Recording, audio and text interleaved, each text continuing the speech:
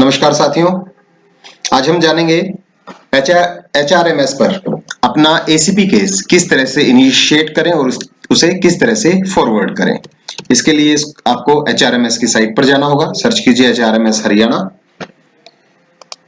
Login page, और HRMS का जो इंटरफेस है वो कुछ इस तरह से खुल जाएगा। आप चेकर में जाइए, चेकर में जाकर जो भी आपका आईडी पासवर्ड है उससे जाके लॉगिन कर लीजिए।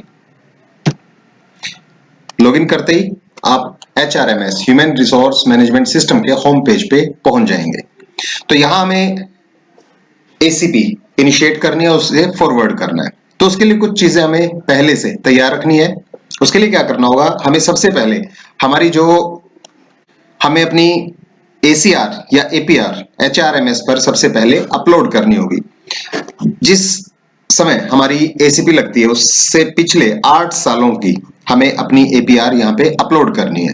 वो एपीआर किस तरह से अपलोड करें, इसकी मैंने अलग से एक वीडियो बनाई है, वो आप कमेंट बॉक्स में जाके सर्च कर सकते हैं और उसे देख सकते हैं कि एपीआर या एसीआर आप किस तरह से अपलोड कर सकते हैं। उसके बाद दूसरी चीज जो आपको करनी है, आपको एचआरएमएस पर अपनी सर्विस वेरीफाई की डिटेल कंप्लीट करनी है। आपको सबसे पहले अपनी जो सर्विस बुक है उसके अंदर जिस डेट तक की आपकी एसीपी ड्यू है उस डेट तक की सर्विस वेरीफाई करवाइए अपने डीडीओ से, और फिर उसकी एंट्री अपने एचआरएमएस के अंदर करवाइए। अब अपनी सर्विस वेरीफाई की डिटेल एचआरएमएस में किस तरह से अपलोड करते हैं उसके लिए एक अलग से मैंने फुल वीडियो बनाई है, वो भी आप कमेंट बॉक्स में जाके देख सकते हैं। तो आपको दो चीजें रेडी चाहिए, आपकी एपीआर अपलोड होनी चाहिए और आपको अपना सर्विस वेरिफिकेशन का जो सारा डाटा है वो उसके अंदर अपलोड करना है।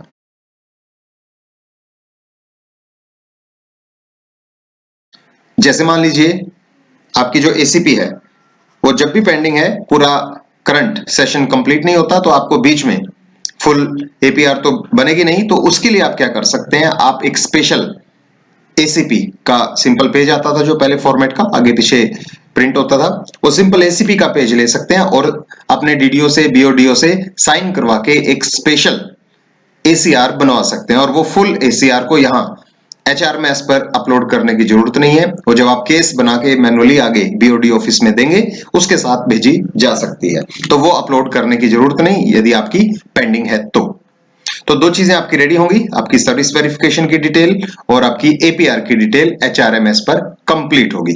उसके बाद आपको क्या करना है, आपको अपनी कंप्लीट सर्विस बुक डाउनलोड करनी है एचआरएमएस से। आपको जाना है रिपोर्ट्स में, जनरल रिपोर्ट्स में, और फिर उसके बाद employee basic detail, service book, posting duration, ये जो ऑप्शन है इस पे जाएंगे और यहां से आपने कंप्लीट सर्विस बुक, यहां से complete service book, basic detail नहीं, कंप्लीट सर्विस बुक यहां से डाउनलोड करनी है। एक बार फिर बताता हूं आपको, रिपोर्ट पे जाइए, जनरल रिपोर्ट के अंदर employ basic detail service book, इस ऑप्शन पे जाइएगा और यहां से कंप्लीट सर्विस बुक पे क्लिक करना है। जैसे आप क्लिक करेंगे आपके पास इस तरह का कुछ इंटरफेस आएगा। यहाँ पे डिपार्टमेंट सेकेंडरी, ये जो एचआरएमएस में भर रहा हूं ये सेकेंडरी टीचर्स के लिए है। यदि आप मास्टर सीएडमी का करते हैं तो वो अलग से अकाउंट होगा, तो यहाँ पे ये फिक्स रहेगा।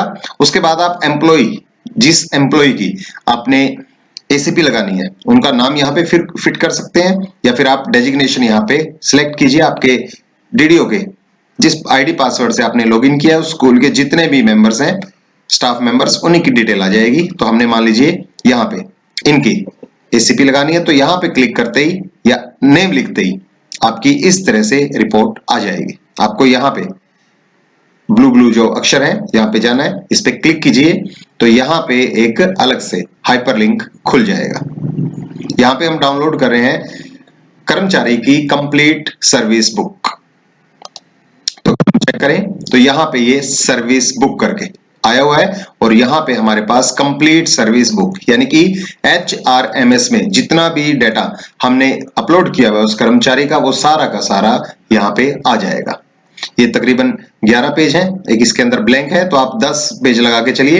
इन 10 पेजों को आपने करना क्या है, प्रिंट निकालना है, हर पेज के ऊपर अपने डीडीओ से स्टैंप लगवानी है, उनके साइन करवाने हैं।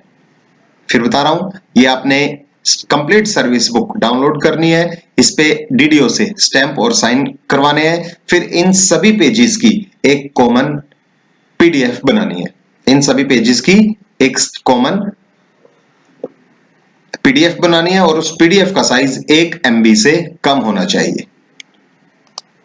तो वहां पे आपने कंप्लीट सर्विस बुक डाउनलोड कर ली, तो यहां से डाउनलोड हो जाएगी और उसको साइन करवा के उसकी पीडीएफ आपने प्रिपेयर करनी है।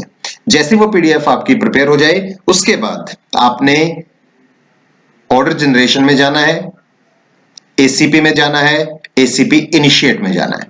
ऑर्डर जनरेशन, एसीपी और एसीपी इनिशिएट के अंदर आप जाएंगे। यहां पे इस तरह का इंटरफेस आएगा। ग्रुप सेलेक्ट कीजिए, जिस ग्रुप में वो कर्मचारी है, किस रूल के अंडर वो आएगा, इस रूल के अंदर है। 2012 के हमारे रूल चलते हैं ज्यादातर। डेजिग्नेशन, जिस कर्मचारी का आप एसीपी केस इनिशिएट करना चाह रहे हैं उनका डेजिग्नेशन यहां पे सर्च कीजिए, प्रिंसिपल हैं जैसे, और फिर उनके बाद आप ACP case up to date भर सकते हैं। एस्ट्रिक्स नहीं है तो कोई जरूरी भी नहीं है, इससे आप जब सर्च करेंगे तो उनकी पूरी डिटेल यहां पे आ ही जाएगी। तो ये उनकी डिटेल दी हुई है। नेक्स्ट एसीपी डेट कब की है, 25/4/2020 की है। उससे पहले उनकी जो एसीपी वगैरह लगी हैं, प्रमोशन कब हुई है, वो सारी डिटेल होगी। एलिजिबल फॉर एसीपी नंबर 3, यानी उनका 3rd एसीपी यहाँ पे लगने वाला है। यहाँ पे इनकी पे स्केल की डिटेल है, ये भी बात करते हैं। यहाँ पे sign service book of the employ, अभी पिछले स्टेप में हमने बताया था कि आपको यहाँ पर एम्प्लॉय की सर्विस बुक डाउनलोड करनी है, उसे साइन करवाना है और उसका पीडीएफ बना के उसे आपने यहां पे अपलोड करना है। यहां पे आपने क्या करना है, चूज फाइल कीजिए। चूज फाइल करके जहां भी आपने वो पीडीएफ फाइल सेव की होगी, साइन करवा के वो यहां पे अपलोड कर दीजिए। उसके बाद रिमार्क आप कुछ लिखना चाहे लिख सकते हैं, जैसे मान लीजिए हम एसीपी 3 लगवा रहे हैं तो एसीपी 3 लिख दीजिए। 1 है 2 है वो आपके अकॉर्डिंग लिख सकते हैं। उसके बाद यहां पे जो एक ऑप्शन है व्यू का, view summary sheet of the employ, यहां पे थोड़ा सा ध्यान दीजिए। ये जो समरी शीट है ये बहुत इंपॉर्टेंट है।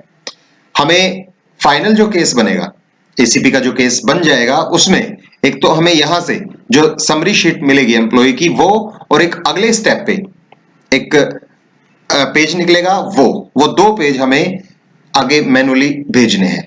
तो यहां पे एक चीज ध्यान रखनी है, यहां पे ये सारा डाटा भरेंगे। अभी ये भरने के बाद यहां पे फाइल अपलोड करने के बाद यदि आपने सेव कर दिया तो सेव करने के बाद आपको ये व्यू के अंदर जो समरी शीट है वो नहीं मिलेगी। तो सबसे पहले आप एक काम कीजिए, यहां पे क्लिक कीजिए और यहां से जो डाउनलोड होगी समरी शीट वो डाउनलोड कर लीजिए। ये यहां पे नीचे डाउनलोडिंग चल रही है 9093/699 और हमारे पास एक समरी शीट डाउनलोड हो जाएगी। इस समरी शीट के अंदर जितनी भी सर्विस वेरिफिकेशन है वो सारी की सारी इसके अंदर रहेगी। जैसे इसका टाइटल होगा proposal for grant of 3rd ACP, ये पूरी डिटेल है।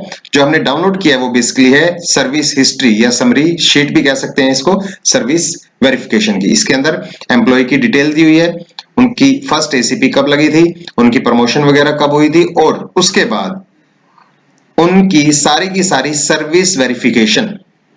ये शुरू में मैंने आपको बताया था कि आपको कर्मचारी की सर्विस बुक में से सारी की सारी सर्विस वेरिफिकेशन की जो डेट्स हैं वो HRMS पर अपलोड करनी है। कब तक करनी है, जब तक उनका एसीपी ड्यू है, तो उस लास्ट डेट तक आपकी सर्विस वेरिफिकेशन कंप्लीट होनी चाहिए। यदि कोई स्टेप रह गया तो यहां पे एक ऑप्शन है अनवेरिफाइड सर्विस, तो यहां पे कुछ भी नहीं लिखा, मतलब आपकी जिस डेट तक इनकी एसीपी ड्यू है तब तक की सारी सर्विस वेरिफिकेशन डिटेल यहां पे दी हुई है। तो यहां पे मतलब आपका कॉलम जो है वो नील होना चाहिए। यहां पे अगर कुछ लिखा हुआ है तो आपको दोबारा से वो स्टेप कंप्लीट करना पड़ेगा, सर्विस वेरिफिकेशन करवा के उसको HRMS पर अपलोड करना होगा। इसके बाद इसमें नीचे कुछ चीजें दी हुई है, is any break in the service, suspension, absent for duty, वो सारा का सारा रिकॉर्ड इसके अंदर रहेगा। तो ये जो समरी शीट है या हम कह सकते हैं सर्विस वेरिफिकेशन की जो डिटेल है ये आपने डाउनलोड करनी है और इसको मेन केस के साथ जब आप मैन्युअली आगे BOD ऑफिस में भेजते हैं तो उसके साथ ये लगा के भेजनी है। और इसके हर पेज को 3 पेजेस की है ये, डिपेंड करता है। ये सर्विस वेरिफिकेशन कितनी है, ये बहुत पुराने कर्मचारी हैं तो इनकी बहुत सारी सर्विस वेरिफिकेशन है। हो सकता है आपकी 1, 2 या 3 सर्विस वेरिफिकेशन हो तो आपका डाटा हो सकता है 1 या 2 पेज में भी आ जाए। तो इसके जितने भी पेज निकलते हैं इस समरी शीट के, तो वो सारे के सारे आपने हर पेज पे डीडीओ से साइन अटेस्ट करवा के इसे मेन केस के साथ भेजना है। दोबारा हम यहां आते हैं, आपने यहां से डाउनलोड कर लेनी है आपकी सर्विस वेरिफिकेशन की डिटेल। यहां पे आपने अपलोड करनी है आपकी पीडीएफ जो आपने डीडीओ से साइन करवा के रखी है। अब बात करते हैं यहां की। इसके अंदर आपको प्रपोज्ड एसीपी पे स्केल, प्रपोज मतलब जिस पे स्केल में अभी कर्मचारी हैं उससे अगले पे स्केल पे वो जाएंगे, तो यहां पे आपको अगला उनका जो पे स्केल लेवल है वो फिल करना है। तो जो हमें भरना है वो है ACPL लेवल 16, ये हमें फिल करना है। उसी के अकॉर्डिंग कॉरस्पॉन्डिंग 6th पे स्केल ये अपने आप ही उठा लेगा, क्योंकि 6th पे स्केल जो है वो सभी का फिक्स है। प्रपोज्ड बेसिक पे मतलब आपका एसीपी केस लगने के बाद जो आपकी बेसिक पे बनेगी वो आपको यहां से सेलेक्ट करनी है। तो जो मैं कर रहा हूं जिस कर्मचारी की, उनके अकॉर्डिंग ये बनेगा 102,800 ये बनेगा। आप अपने अकॉर्डिंग ये पता कर सकते हैं, आप अपने क्लर्क से या फिर जो एसओ है उससे ये डाटा पता कर सकते हैं, क्योंकि एक टेबल के अंदर हमें देखना पड़ता है। प्रपोज्ड एसीपी डेट ये 25/4/2020 है, तो ये डिटेल हमें फिल करनी है। यहाँ पे चूज फाइल किया था, ये व्यू की वजह से यहां से चली गई, तो हम इसको दोबारा अपलोड करते हैं। तो यहाँ पे सर्विस बुक डीडीओ जो भी हम जिस नाम से सेव की थी वो यहाँ पे आ जाएगी। ACP3 ये हम डाउनलोड कर चुके हैं, ये डाटा हमने फिल कर दिया है। अब इस स्टेप के बाद आप इसे सेव कर सकते हैं। जैसे आप इसे सेव करेंगे ACP इनिशिएटिंग का जो स्टेप है वो कंप्लीट हो जाएगा और यहां से ये जो डिटेल है ये गायब हो जाएगी। मतलब अगली बार ये सेव करने के बाद यदि आप ऑर्डर जनरेशन के अंदर जाके ACP इनिशिएट करेंगे तो आपको ये डाटा नहीं दिखाई देगा। ये सारा का सारा डाटा यहां से फॉरवर्ड होके ACP फॉरवर्डिंग के अंदर चला जाएगा। तो इस स्टेप से पहले यदि आपकी कोई गलती है, कोई चीज आपने नहीं की है या फिर व्यू से कुछ डाउनलोड नहीं किया जो हमने समरी शीट करनी थी, तो आप इसे पहले कर लीजिए और एक बार ये चेक कर लीजिएगा कि ये सारी की सारी डिटेल आपकी सही है। उसके बाद जैसे आप डाटा सेव करेंगे, दोबारा से आप ऑर्डर जनरेशन में जाइए, ACP में जाइए, ACP फॉरवर्ड जैसे आप क्लिक करेंगे जो रिक्वेस्ट आपने फॉरवर्ड की थी वो यहां पे डिस्प्ले हो जाएगी। अब यहां पे यूनिकोड एम्प्लॉय डिटेल है, लास्ट ACP डेट वो सारी डिटेल मिलेगी, प्रपोज्ड ACP नंबर 3 है और जो हमने पे डिटेल भरी थी वो है सब कुछ। टाइप ऑफ एक्शन, आपको क्या एक्शन लेना है, फॉरवर्ड या backward. Director of secondary education ये अथॉरिटी हमारे पास नहीं है, ये BOD ऑफिस वाले हैं, वो क्लिक करेंगे और इसको आगे डायरेक्टर ऑफ सेकेंडरी एजुकेशन में फॉरवर्ड कर देंगे। क्या एक्शन होगा, फॉरवर्ड या बैकवर्ड, वो यहाँ पे डिस्प्ले होगा BOD ऑफिस के बाद। यहाँ पे service book view upload signed service book summary sheet, जो हमने सर्विस बुक 10 पेजेस की डाउनलोड की थी उसे साइन करवाया था डीडीओ से और उसे अपलोड किया था पिछले स्टेप में। जो आपने वहां पे अपलोड किया था वो यहां से आप डाउनलोड करके चेक भी कर सकते हैं। यदि आप वहां पे अपलोड नहीं कर पाए किसी वजह से, तो यहाँ पे चूज फाइल करके यहाँ पे भी अपलोड किया जा सकता है। उसके बाद आगे है ACR व्यू समरी शीट और ACR।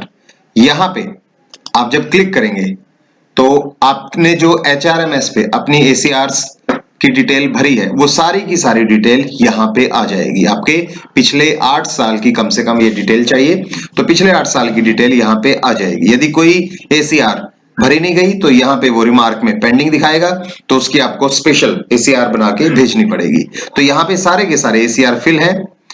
Whether 70% service record is good as per summary of ACR given above, yes यहाँ पे दिया हुआ है, तो ये चीज आपकी डाउनलोड हो जाएगी। इस डाउनलोडेड समरी शीट को जिसके अंदर आपकी सारी की सारी ACR की डिटेल है, इसे आपको प्रिंट आउट करना है। इस पे आपको डीडीओ की स्टैंप और साइन करवाने हैं और इसको दोबारा से यहां पे चूज फाइल करके इसके अंदर अपलोड कर देना है। जैसे आप यहां पे अपलोड करेंगे, कुछ और डॉक्यूमेंट यदि आप अपलोड करना चाहें तो कर सकते हैं, नहीं तो आपका केस तैयार है। तो यहाँ पे अपलोड करते ही ये जो आपका केस है ये BOD ऑफिस तक फॉरवर्ड हो गया, उनकी HRMS में ये डिस्प्ले करेगा, वो इसको वेरीफाई करेंगे और इसे आगे फॉरवर्ड कर देंगे। अब आपको जो इसमें से मिला वो दो चीजें, एक पहले मैंने आपको बताया था कि एक तो ये proposal for third next ACP grade, ये रिक्वेस्ट है एक तरह से, और ये हमारी ACR समरी शीट है, इसे कहेंगे हम ACR समरी शीट। इससे पहले हमें जो मिला था वो हमारी सर्विस बुक की समरी शीट थी, उसके अंदर हमारी सारी की सारी सर्विस डिटेल दी गई थी। तो आपको एक ACR की समरी शीट और एक आपकी सर्विस की समरी शीट जो पहले हमने शुरू में दिखाई थी, ये दोनों डॉक्यूमेंट्स डाउनलोड करने हैं, प्रिंट आउट निकालना है, उसको DDO से साइन करवा के स्टैंप लगवानी है, यहाँ HRMS पे अपलोड करने थे। उसके साथ साथ ये दोनों डॉक्यूमेंट्स आपको जो आप केस बनाएंगे ACP फॉरवर्डिंग का आप बुकलेट भरेंगे, उसके साथ ये दो डॉक्यूमेंट्स आपको जरूर लगाने हैं, फिर इसे जो आपकी हायर अथॉरिटी है BOD ऑफिस वहां पे इसको आपको पहुंचा देना है। तो ये आपका ऑनलाइन वर्क था कि आप ACP किस तरह से तैयार करें, उसे कैसे इनिशिएट करें और किस तरह से उसे फॉरवर्ड कर दें। जैसे ही प्रोसेस हो जाएगी यहां से गायब हो जाएगा और कुछ ही टाइम में आपका ACP केस लग के वापस आ जाएगा।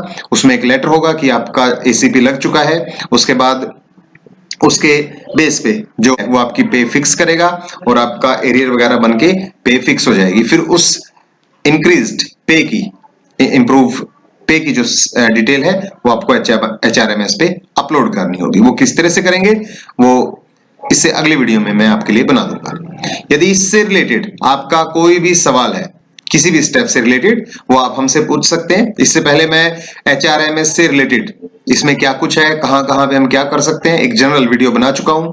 एक वीडियो मैंने बनाई है कि आप HRMS पर अपनी ACP या माफ कीजिएगा APR या APAR किस तरह से अपलोड कर सकते हैं, कैसे एडिट कर सकते हैं उसको।